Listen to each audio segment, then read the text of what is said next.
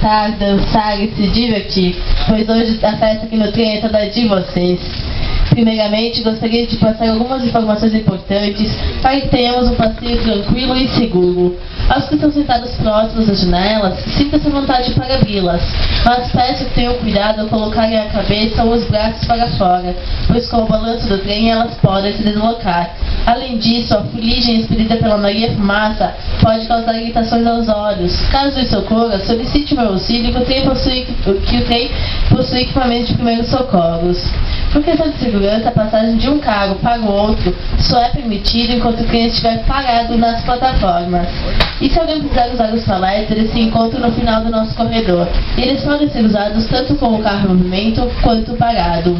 Durante o nosso passeio, poderão ocorrer paradas técnicas para a manutenção da locomotiva. Caso isso ocorra, peço que permaneçam sentados nesses lugares. E peço por gentileza a colaboração com a limpeza do nosso carro. Se alguém tiver algum resíduo, não jogue pela janela e nem no chão. É só levantar a mão que eu passarei para recolher. Obrigada pela atenção de todos, que vocês tenham um ótimo passeio e divirtam-se.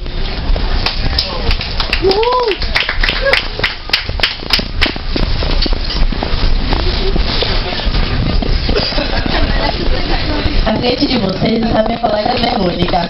Ela fará o nosso serviço de bar. Ela oferece a venda de água mineral, refrigerantes, cervejas, salgados, pão de segurança sacramentais. Se alguém precisar de alguma coisa, fica no nosso corredor, é só chamar.